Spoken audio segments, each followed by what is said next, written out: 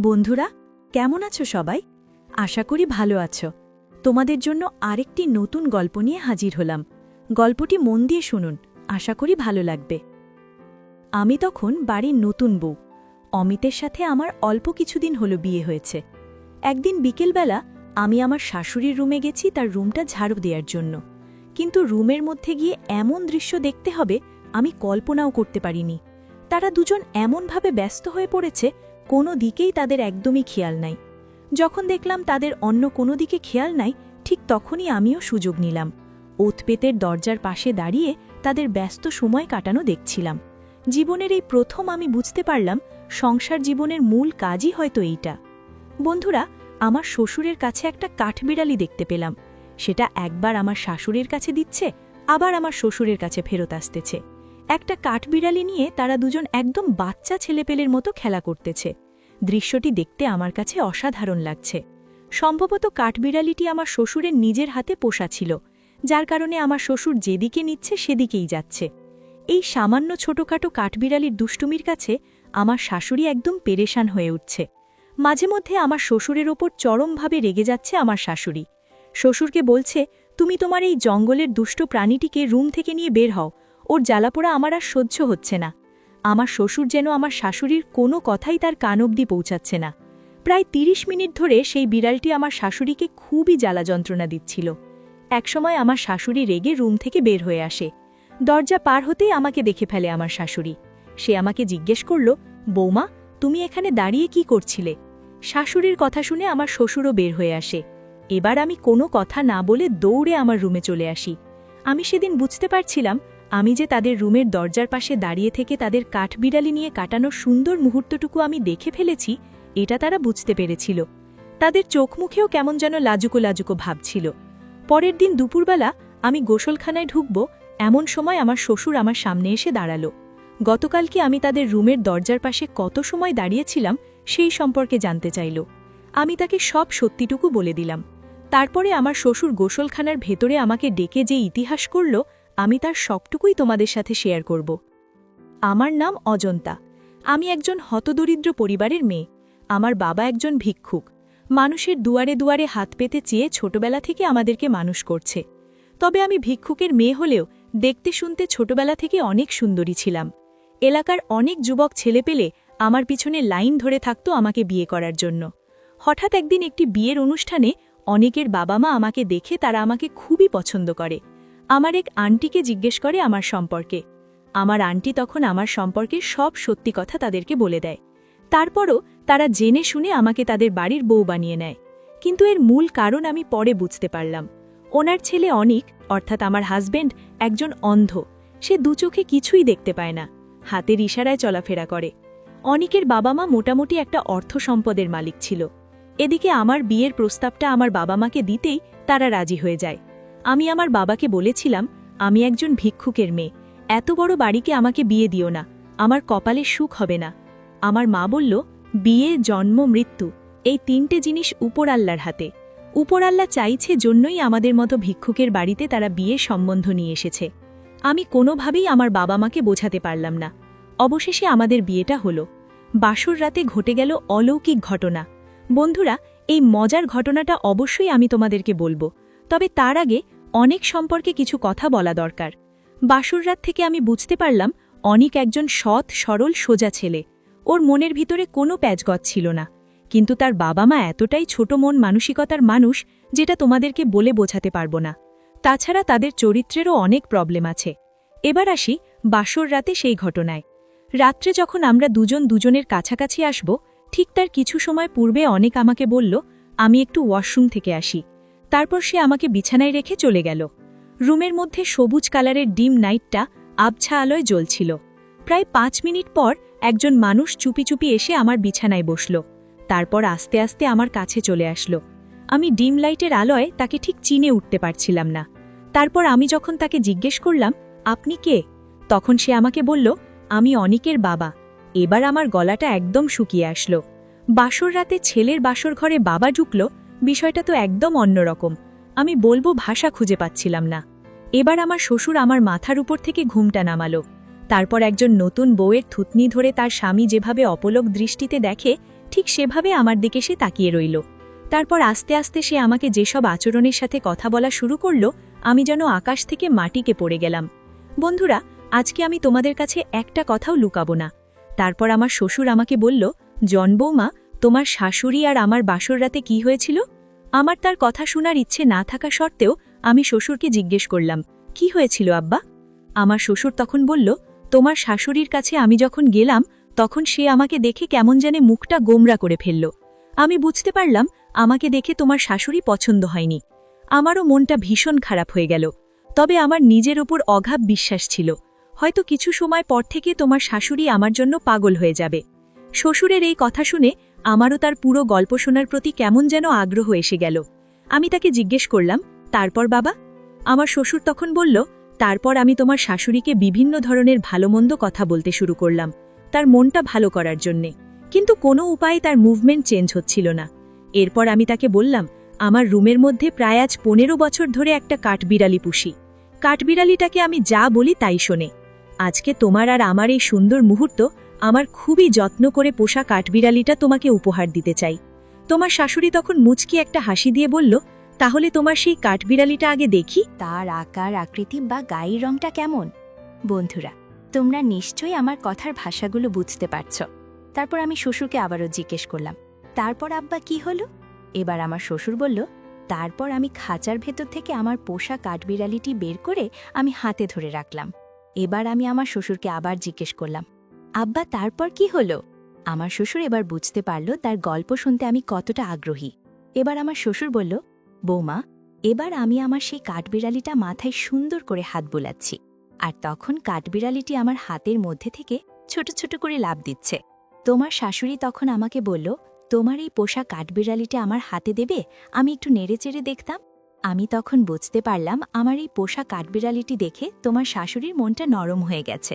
আমি তখন তাকে বললাম, না না, এটা আমি অতি যত্ন করে প্রায় আজ 15-16 বছর ধরে পুষতেছি। ওর যখন আমি যত্ন নেওয়া শুরু করি তখনও অনেক ছোট ছিল। তবে একটা বিষয় কি জানো, ওকে নিয়ে আমি অনেক জায়গায় ঘুরে বেরিয়েছি, কিন্তু আজ পর্যন্ত ও আমার থেকে ছুটে কোনো গর্তে ঢোকেনি। তোমার শাশুড়ি তখন বলল, তাই নাকি? তাহলে তো তোমার এই পোষা কাঠবিড়ালিটি অনেক সভ্য, কারণ কাঠবিড়ালি আর সাপের বাসস্থান হল মাটির গর্ত। সেই গর্তে যখন সে তোমার মায়া ছেড়ে ঢুকতে পারেনি, তাহলে মানতেই হয় অবশ্যই তোমার এই পোষা প্রাণীটি অনেক সভ্য এবং শান্ত। তারপর তোমার শাশুড়ি আমাকে না বলে কাঠবিড়ালিটির গায়ে হাত দিয়ে স্পর্শ করতে কাঠবিড়ালিটি রেগে লাফ উঠল এবং চোখ খুঁড়ে তার দিকে তাকিয়ে থাকল। তোমার শাশুড়ি তখন বলল, বাহ বাহ, এর তো দেখছি অনেক রাগ। আমি তখন বললাম, তুমি অপরিচিত তো তাই, তারপরে ও মেয়ে মানুষ বলে কথা, ও মেয়ে মানুষ দেখলে আবার এরকম রেগে ফুলে ওঠে। তবে তুমি যেহেতু আমার জীবনসঙ্গিনী, এটা লালন পালনের দায়িত্বটা আজ থেকে সম্পূর্ণ তোমারই। বন্ধুরা, আমার শ্বশুরের সেই ঐতিহাসিক রাতের ঘটনা শুনতে শুনতে আমি এত মগ্ন হয়ে গেছি যে আজকে আমার বাসর রাত সেই বিষয়টা একদমই আমি ভুলে গেছিলাম। এবার আমার শ্বশুর বলল, কি হলো বৌমা, তুমি হাঁ হুঁ কিছু বলছো না যে? আমি কি তোমাকে বিরক্ত করছি? আমি তখন বললাম, না না বাবা, আপনি পরের অংশটুকু বলুন। আমার শ্বশুর আবার তার গল্প বলাটা শুরু করল। এবার তিনি বললেন, জানো বৌমা, তোমার শাশুড়িকে যখন আমার পোষা কাঠবিড়ালিটি তার হাতে দিয়ে দায়িত্ব বুঝে দিলাম, তখন তোমার শাশুড়ি এতটাই খুশি ছিল যে তার 2 হাত দিয়ে সুন্দর করে আলতো আলতো ছোঁয়াতে আদর করতে থাকল, আর আমার কাঠবিড়ালিটি খুশিতে গা ফোলাতে লাগল। এবার তোমার শাশুড়ি কাঠবিড়ালিটিকে এমনভাবে, এই কথাটুকু শেষ না করতেই অমিত রুমের মধ্যে ঢুকে গেল। এবার আমার শ্বশুর আমাকে ইশারা ইঙ্গিত দিয়ে বোঝালো আমি যেন না বলি অমিতকে তার বাবার রুমে আছে।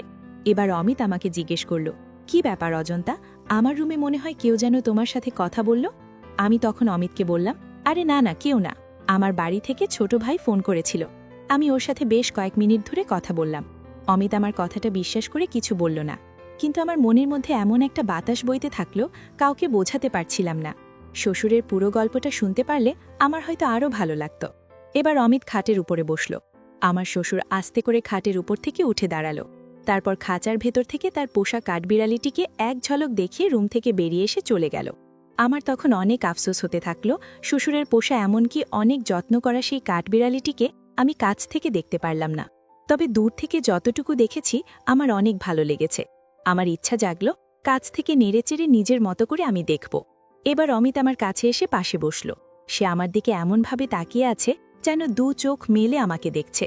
অমিত এবার আমাকে ঘরের লাইটটি জ্বালিয়ে দিতে বলল। আমি অমিতের কথা শুনে চমকে গেলাম। অমিতকে আমি বললাম, আলো জ্বালিয়ে লাভ কি? তুমি তো আমাকে দেখতে পারবে না, তাই না? অমিত তখন বলল, আমি দেখতে পেলাম না তো কি হয়েছে? তোমার তো আমাকে দেখার দরকার আছে। আমি তো অন্ধ মানুষ, আমার দুইটা চোখের একটিতেও দৃষ্টি নাই। আমি তখন অমিতকে বললাম, এমন কথা তুমি কোনোদিন বলবে না, আমার চোখ দিয়ে আজ থেকে তুমি দেখবে। অমিত আমার কথাতে খুবই খুশি হলো, কিন্তু একটা বিষয় আমার মাথা থেকে কিছুতেই যাচ্ছিল না। সেটা হলো অমিতের বাবার সেই পোষা কাঠবিড়ালিটার কথা। দেখতে কত সুন্দর, ভোলা কাঠবিড়ালি। বন্ধুরা, পরের দিন সকালবেলা আমি ফ্রেশ হয়ে নাস্তার টেবিলে সবার সাথে বসে নাস্তা করছি। এমন সময় আমার শাশুড়ি আমাকে বলল, বৌমা, আমি জানি আমার ছেলের প্রতি তুমি খুশি না। আমি ভাবলাম, কি ব্যাপার, আমার শাশুড়ি আমার মনের কথা কিভাবে বুঝল? আমার শাশুড়ি তখন আমাকে বলল, কি বৌমা, নিশ্চয়ই এবার ভাবছ আমি তোমার মনের কথা বুঝলাম কি করে, তাই তো? আমি এবার তার কথায় আরও অবাক হলাম। তারপর আমার শাশুড়ি আমাকে বলল, আমরা অমিতকে নিয়ে অনেক ডাক্তার কবিরাজের কাছে ঘুরেছি তার চোখ ভালো করার জন্যে, কিন্তু কোনো লাভ হয়নি। একজন বড় ডাক্তার অমিতকে তার চোখের জন্য অনেক ধরনের টেস্ট দিছিল। সেগুলো করানোর পরে তিনি আমাদেরকে বলেন, অমিতের চোখের দৃষ্টি কোনোদিনই ফিরবে না, বরং ওর আরেকটি প্রবলেম আছে। সেটি হলো প্রত্যেক মানুষের শরীরে নিজস্ব একটা শক্তি আছে, আর সেটা দিন দিন অমিতের কমে যাচ্ছে। ডাক্তার দ্রুত অমিতকে বিয়ে করাতে বলল, সেই জন্যে ওকে এত দ্রুত বিয়ে করালাম। আমার শাশুড়ির কথার সাথে অমিতের রাতের আচরণগুলো একদম মিলে গেল। এবার আমার শাশুড়ি বলল, তুমি টেনশন নিও না বৌমা, আস্তে আস্তে সব ঠিক হয়ে যাবে। আমি নতুন বউ কি আর বলতে পারি। আমি চুপচাপ শাশুড়ির কথা শুনলাম। তারপরে নাস্তা শেষ করে রুমে চলে আসলাম। এভাবে অমিতের সাথে আমার সংসার প্রায় ৩-৪ মাস হয়ে গেল, কিন্তু অমিতের মধ্যে কোনো পরিবর্তন দেখতে পেলাম না। আমি খুব টেনশনে পড়ে গেলাম। একটা মেয়ে মানুষ শুধু পেটের খাবার বা পোশাক আশাকের জন্য বিয়ে করে না, তার নিজস্ব কিছু চাওয়া পাওয়া থাকে। এটা একমাত্র পূরণ করে তার স্বামী, যেটা অন্য কাউকে দ্বারা সম্ভব না। কিন্তু অমিতের যা শারীরিক অবস্থা, তাতে মনে হয় না কোনোদিন সেই শান্তিটুকু আমি পাব। আমি অমিতের এই সমস্যার কথাগুলো আমার পরিবারের লোকজনদেরকে জানালাম। আমার বাবা মা একই কথা বলতেন, একটু ধৈর্য ধর, সব ঠিক হয়ে যাবে। কিন্তু আমি তাদেরকে কিভাবে বোঝাবো, একটা মেয়ে মানুষ বিয়ের পরে তার স্বামীর থেকে আদর, ভালোবাসা এবং প্রাপ্ত কিছু জিনিস থাকে, সেটা না পেলে কিভাবে সংসার করতে পারে? আমি গরিব ভিক্ষুকের মেয়ে বলে আমার নিজের কোনো মতামতের মূল্য ছিল না কারোর কাছে। এখন আমি অমিতকে ছেড়েও কোথাও যেতে পারছি না। আমি যে অমিতের সাথে সংসার করতে একদম খুশি নয়, এই বিষয়টা আমার শাশুড়ি বুঝতে পারল। কিন্তু তাদেরও একটা সম্মান আছে সমাজে। আমি চলে গেলে তাদের সম্মান সমান নষ্ট হবে, সেই ভয়ে তারা আমাকে ছাড়তেও পারছে না। আবার আমি যে এই বাড়িতে থাকব, অমিতকে আঁকড়ে ধরে, তার মধ্যে সেরকম কোনো মনোভাব আমি খুঁজে পাচ্ছিলাম না। বড় হেজিটেশনের মধ্যে পড়ে গেলাম আমি। একদিন দুপুরবেলা আমি আমার রুমে একলা একলা শুয়ে আছি। কেন জানি না আমার চোখ দিয়ে অঝরে পানি ঝরছে। এমন সময় আমার শ্বশুর আমার রুমে ঢুকল। আমি চোখটা মুছে উঠে বসলাম। সে আমাকে বলল, বোনা, তোমার মন খারাপ? আমি বললাম, না না বাবা, আপনি বসেন। আমার শ্বশুর খাটের উপরে আমার সামনাসামনি বসল। তারপর আমাকে বলল, তোমার সাথে তো আমার সেই গল্পটা শেষ করা হলো না, তুমি আর শুনতে চাইলে না। আমিও অনেক ব্যস্ততার মাঝে গল্পের শেষ পর্যন্ত তোমাকে শোনাতে পারি নাই। শ্বশুরের কথা শুনে আমারও কেমন যেন তার গল্পের শেষটা শোনার জন্য খুব আগ্রহ জন্মালো। আমি আমার শ্বশুরকে বললাম, হ্যাঁ আব্বা, গল্পটা কিন্তু খুবই ইন্টারেস্টিং, বলেন না বাকিটুকু শুনি। এবার আমার শ্বশুর আমাকে জিজ্ঞেস করল, বলো তো বৌমা, গল্পটা সেদিন কোথায় রেখেছিলাম? আমি 1 সেকেন্ড একটু ফ্ল্যাশব্যাকে গেলাম। তারপরে আমার শ্বশুরকে বললাম, আব্বা, আপনি গল্পের সেই জায়গাতে ছিলেন। আমার শাশুড়ি আপনার পোষা কাঠবিড়ালিটা হাতে নিয়ে আলতো করে নাড়াচাড়া করছিল। আমার শ্বশুর তখন বলল, বাহ বৌমা বাহ, তুমি তো দেখছি আমার গল্পটা খুবই মনোযোগ সহকারে শুনেছিলে। আমি বললাম, হ্যাঁ বাবা, আপনার গল্পটা শুনতে আমার খুবই ভালো লাগছিল। তারপর বাকিটুকু বলেন। এবার আমার শ্বশুর বাকি গল্প শুরু করল। আমার শ্বশুর বলল, জানো বৌমা, আজ অবধি পর্যন্ত তোমার শাশুড়ি আমার সেই পোষা কাঠবিড়ালি ছানাটিকে দেখে অনেক ভয় পায়। সে মাঝে মধ্যে তো বলে, তোমার ওই কাঠবিড়ালি যতদিন বাড়িতে থাকবে আমি তোমার সংসারে থাকব না। আমি আমার শ্বশুরকে বললাম, তাই নাকি আব্বা? তাহলে আপনার শাশুড়ি এখন পর্যন্ত আপনার পোষা কাঠবিড়ালিটাকে নিজের মনে করে মেনে নিতে পারেনি। তবে আপনার ছেলের যদি এরকম পোষা কাঠবিড়ালি থাকতো, তাহলে আমি অনেক আনন্দের সাথে সেটাকে গ্রহণ করে নিতাম। আমার শ্বশুর এবার গাল ভরে একটা হাসি দিল। হাসিটা ছিল অনেক খুশির। তারপর আমার শ্বশুর বলল, আচ্ছা বৌমা, তুমি আমারটা তো নিজের মনে করে রাখতে পারো। শ্বশুরের কথা শুনে আমি একদম হতভম্ব হয়ে গেলাম। কি আশ্চর্য কথা! কিন্তু আমারও তো শখ আহ্লাদ বলে কিছু আছে। আমি কোনো কিছু ভাবনা চিন্তা না করে আমার শ্বশুর তো বললাম, তাহলে বাবা, একটু আপনার কাঠবিড়ালি ছানাটাকে ডেকে নিয়ে আসেন, আমি একটু দেখব, খুব কাছ থেকে দেখব। শ্বশুর সাথে করে নিয়ে আসলো। তার খাঁচার মধ্যে থেকে কাঠবিড়ালিটি নিয়ে করল। প্রথমে কাঠবিড়ালির মাথাটা আমি দেখলাম, খুব সুন্দর লাগছিল আমার কাছে। শ্বশুর আমাকে বলল, বৌমা, এভাবে নয়, নিজের হাত দিয়ে একটু আদর যত্ন করো, দেখো এটা পোষ মেনে গেছে। আমি কাঠবিড়ালিটির মাথায় হাত রাখতেই সেটি কত সুন্দরভাবে সে আস্তে আস্তে গা ফোলাতে লাগল। এবার আমি কাঠবিড়ালিটিকে আদর করে 2 হাতের মধ্যে নিলাম, তার মাথায় একটা আলতো করে চুমু দিলাম। আমার আদর পেয়ে অবলা প্রাণীটি আমার দিকে তাকিয়ে ঘড়ির কাঁটার মতন চোখ মেলে টিকটিক করতে থাকল। আমি বুঝতে পারলাম সে আমার থেকে আরও আদর চাইছে। এবার আমি তার পুরো শরীর চুমুতে ভরে দিলাম। অবলা প্রাণী, সেও ভালো মন্দ বোঝে। আমার চুমু দেওয়াতে এমন মনে হচ্ছে আমাকে সে কিছু বলতে চায়। আমি আমার শ্বশুরকে বললাম, বাবা, এটা কি আমি আমার করে নিতে পারি? আমার মতো করে সুন্দর জায়গায় রাখতে পারি? আমার শ্বশুর বলল, হ্যাঁ বৌমা, এই বাড়িতে তো তুমি ছাড়া একে আদর যত্ন করার মতো কাউকে দেখছি না। ওই যে তোমাতে বললাম না, তোমার শাশুড়ি আজ পর্যন্ত এই অবলা প্রাণীটিকে মেনে নিতে পারেনি, তার নাকি দেখলেই ভয় করে। আমি আমার শ্বশুরকে বললাম, না না আব্বা, আপনার এই অবলা প্রাণীটি আর কাউকে দিতে হবে না। এখন থেকে এটাকে আমি আদর যত্ন করব। ও যেখানে থাকতে চায় ওকে সেখানেই রাখব। ওর দায়ভার সবকিছু আমারই পরে ছেড়ে দেন। আমারও তো ভালোভাবে সময় কাটছিল না। এই অবলা প্রাণীটিকে মাঝে মধ্যে যত্ন করলে আমারও ভালো সময় কেটে যাবে। বন্ধুরা, তোমরা আমার কথা বুঝতে পারছো কিনা জানি না, তবে কাঠবিড়ালির ছানা এতটাই দেখতে সুন্দর ছিল যে আমার মনটা একদম উৎফুল্ল হয়ে গেল। এবার আমি আমার শ্বশুরকে বললাম, ওকে আমি এমন জায়গায় রাখব যেন খাওয়া দাওয়া শেষ করে ও যেখানে থাকতে চায় প্রয়োজনে যদি মাঠের গর্ত করে দিতে হয় আমি ওকে সেই গর্ত করে দেব। আমার কথা শুনে আমার শ্বশুর খুব খুশি হলো। তারপর আমি অবলা প্রাণীটিকে 2 হাত মেলে ধরে খুব যত্ন করে আদর করছিলাম। এমন সময় আমার শ্বশুর বলল, বৌমা, এটা মনে হয় মাটির গর্তই খুঁজছে, তুমি একে গর্তে থাকার ব্যবস্থা করে দাও। তারপর আমি এই প্রাণীটিকে গর্তে রাখার ব্যবস্থা করি, কিন্তু ওকে যখন গর্তে দিচ্ছিলাম তখন সে ঢুকতে পারছিল না। আমার শ্বশুর তখন বলল, টেনশন করো না বৌমা, 2-1বারও যাতায়াত করতে করতে ঠিক হয়ে যাবে। আমি তখন আমার শ্বশুরকে বললাম, আপনি ঠিকই বলেছেন আব্বা, তবে গর্তটা অনেকটাই ছোট মনে হচ্ছে। আপনার এই অবলা প্রাণীটির সাইজটা একটু বড়, একে কি খাইয়েছেন? ও এত মোটা। আমার শ্বশুর বলল, যত্ন করলে যে কোনো জিনিসই ভালো থাকে বৌমা, আমি সবকিছুর ঊর্ধ্বে এই অবলা প্রাণীটিকে সব সময়ের জন্য পরিচর্যা করতাম। আমার শ্বশুরের কথা শুনে আমার মনে হলো এই বয়সেও সে কত পরিশ্রমী। এবার কাঠবিড়ালিটি বেশ সুন্দরভাবে যাতায়াত করছিল। আমি বুঝতে পারলাম ওর অল্প একটু কষ্ট হচ্ছে। বেচারার কষ্ট দেখে আমারও একটু কষ্ট হচ্ছিল। এবার আমার শ্বশুর খুব খুশি হলো, বলল, বৌমা, আজ থেকে আমি একটু টেনশন মুক্ত হলাম। এই বন জঙ্গলের জন্তুটাকে নিয়ে আমি খুব বিপদের মধ্যেই ছিলাম। আজকের দিনটা আমার কাছে কেমন যেন পৃথিবীর সবচাইতে বেটার দিন মনে হচ্ছিল। খুব সুন্দরভাবে সময়টুকু কাটাচ্ছিলাম। এমন সময় বাড়ির মধ্যে অমিতের গলার আওয়াজ শুনলাম। আমার মেজাজটা তখন খুব খারাপ হয়ে গেল। আমার শ্বশুর মন খারাপ করে আমার উপর অভিমান করে তার অবলা প্রাণীটিকে হাতে করে নিয়ে আমার রুম থেকে বের হয়ে চলে গেল। হয়তো সে ভাবছিল ছেলের বউয়ের ঘরে তাকে তার ছেলে দেখলে হয়তো কিছু ভাবতে পারে, সন্দেহের চোখে দেখতে পারে, যার কারণে সে তার ইচ্ছা না থাকা সত্ত্বেও আমার রুম থেকে বের হয়ে চলে গেল। যাওয়ার সময় সে ফিরে ফিরে বারবার আমার দিকে তাচ্ছিল। আমার খুব কষ্ট হচ্ছিল। এত সময় ধরে শ্বশুরের সাথে তার অবলা প্রাণীটিকে নিয়ে খুব ভালো সময় কাটাচ্ছিলাম। অমিত আসার সময় পেল না, কিন্তু কিছু করার নেই। আমি অমিতার সংসারে আসার পরে আজ পর্যন্ত এত খুশি থাকতে পারিনি, ভালো সময় কাটাতে পারিনি। আমি এই সময় আর কখনো ব্যয় করব না।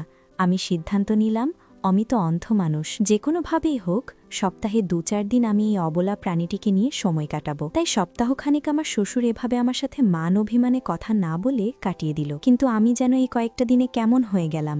আমার শ্বশুর আমার সাথে ঠিকমতো কথা বলে না, আমার সামনে আসে না। সবকিছু মিলিয়ে আমার মনের ভিতরে একটা অস্থিরতা কাজ করতে লাগলো। আমি বুঝতে পারছিলাম না কি করা উচিত। হঠাৎ একদিন রাত্রে আমি শুয়ে আছি, অমিতা আমাকে তার কাছে টানার চেষ্টা করছে। আমার অমিতের আদল ভালোবাসা কোনো কিছুই ভালো লাগতেছে না। বারবার আমার শ্বশুরের সেই অবলা প্রাণীটির কথা মনে পড়তেছিল। আমি অমিতকে বললাম, চুপচাপ শুয়ে থাকো, আমাকে ডিস্টার্ব করো না। অমিত আমার কথার বিরুদ্ধে কোনো কথা বলতো না, চুপচাপ ঘুমিয়ে গেল। রাত্রি বাজে 2:30। আমি আস্তে করে দরজা খুলে বাইরে যেতেই দেখি আমার শ্বশুর দেয়ালের সাথে পিঠ লাগিয়ে দাঁড়িয়ে আছে। আমি একটু ভয় পেয়ে গেলাম। পরে যখন বুঝতে পারলাম এটা আর কেউ নাই, আমার শ্বশুর, তখন আমি তাকে ফিসফিস করে বললাম, আব্বা, আপনি এখানে এভাবে দাঁড়িয়েছেন? আমার শ্বশুর কোনো কথা বলল না, তার মুখটা একদম শুকনো মলিন হয়ে আছে।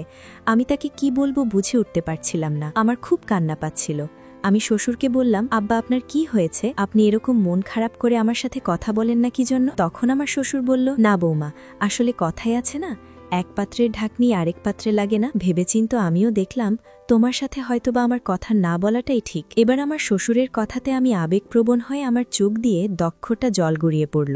আমার শ্বশুরকে আমি বললাম, আব্বা, এই মুহূর্তে আমার সাথে আপনি আমার রুমে যাবেন। শ্বশুর আমাকে বলল, এইসব কি বলছো বৌমা? অমিত রুমের ভিতরে।